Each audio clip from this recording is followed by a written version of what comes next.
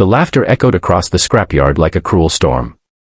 Dozens of people stood watching as a tired single father handed over his last $2,500 for 17 rusted, broken-down cars that looked like they belonged in a graveyard. Some shook their heads. Others smirked. But one person laughed louder than anyone else. A powerful CEO. She looked at the collection of dented metal, shattered windows, and engines that hadn't run in years and openly mocked the men standing beside them. To everyone there, it looked like the worst financial decision anyone could make. But 30 days later, the same people who laughed were left speechless. And the CEO who humiliated him wished she had never said a word. Before we begin, if you believe kindness matters more than status, and that people deserve second chances, please like this video, leave a comment, share it with someone who needs inspiration, and subscribe to Beyond Single Dad for more heartwarming stories. The single father's name was Rowan Mercer. At 38 years old, life had already tested him more than most people could imagine. 3 years earlier, he had lost his wife, Serena, to a sudden illness. Overnight, Rowan became both mother and father to his 10-year-old son, Micah. Every day was a struggle. He worked long hours at a small repair garage during the day and took freelance mechanical jobs at night. Sleep became a luxury. Savings disappeared. Bills piled up. Yet no matter how difficult life became, Rowan never let Micah see his fear. Micah dreamed of becoming an engineer one day. He loved machines, engines, and anything that could be fixed. Rowan often spent evenings teaching him how things worked, showing him that broken things weren't always useless. That lesson would soon change both their lives. One sunny morning, Rowan heard about a government auction being held at an old industrial scrapyard outside the city. Hundreds of abandoned vehicles were being sold for almost nothing. Most buyers ignored the worst section of the yard where 17 heavily damaged vehicles sat covered in rust and dust. Everyone called them dead cars. But Rowan saw something different. Years of mechanical experience allowed him to notice details others missed. Hidden beneath the rust were rare parts, valuable frames, and classic components no longer manufactured. Individually, the cars looked worthless. Together, they represented opportunity. Unfortunately, bidding attracted the attention of Veronica Hale, the CEO of a major automotive company. Veronica had arrived looking for publicity and investments. Surrounded by executives and photographers, she noticed Rowan examining the damaged vehicles. When he won the entire lot for $2,500, many people laughed. Veronica's amusement was impossible to hide. To her, Rowan looked like another desperate dreamer throwing money away. As cameras flashed, she made comments loud enough for nearby people to hear. The crowd chuckled. Rowan heard every word. But instead of responding, he simply signed the paperwork, loaded the documents into his truck, and drove away. That evening, Micah stood beside his father staring at the line of ruined vehicles parked on rented land behind an abandoned warehouse. Most people would have seen garbage. Micah saw possibility. For the next 30 days, father and son worked harder than they ever had before. Every morning before sunrise, Rowan repaired vehicles at the garage.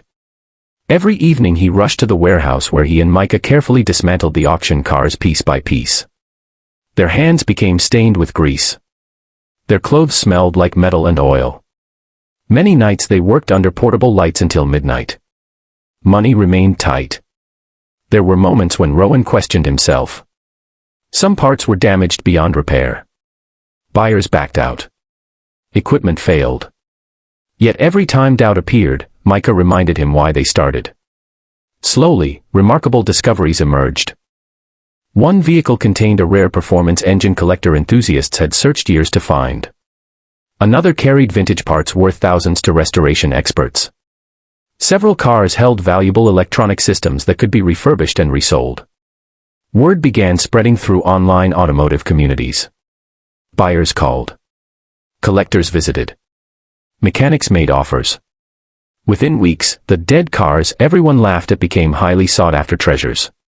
Meanwhile, Veronica Hale continued enjoying her successful public image.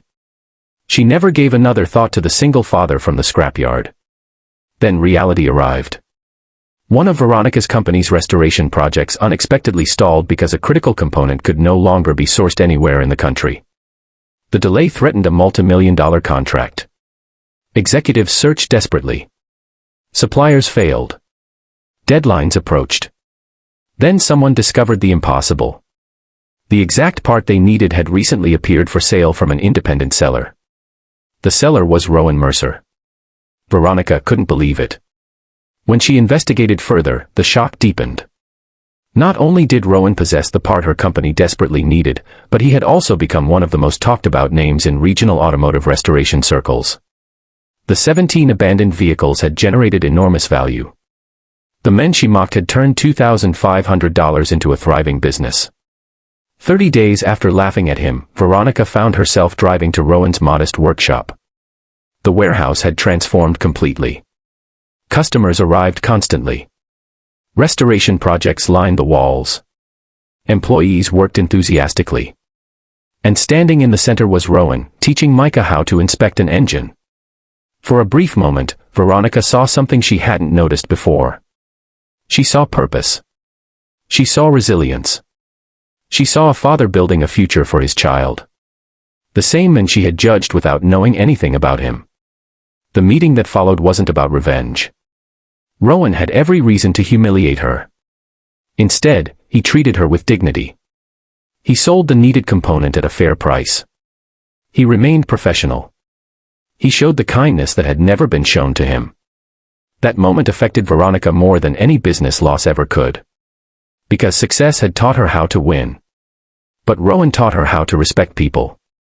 Months later, Rowan's growing restoration company employed several struggling parents from the community. Micah spent weekends helping in the workshop, learning skills that no classroom could teach. Their lives weren't perfect. But they were hopeful. And sometimes hope is more valuable than money. The 17 dead cars that everyone dismissed had become the foundation of something extraordinary. Not because they contained hidden treasure, but because a determined father refused to see value where others saw nothing. Special request: comment below with the word hope if you believe that hard work and kindness can change a person's life. As we reach the end of this story, remember that many people are fighting battles we know nothing about. The person others laugh at today may become tomorrow's inspiration. If this story touched your heart, please like, comment, share this video, and subscribe to Beyond Single Dad. Your support helps spread stories of courage, perseverance, and second chances to people who need them most. Because sometimes the greatest victories don't come from proving others wrong. They come from refusing to give up when everyone else thinks you've already lost.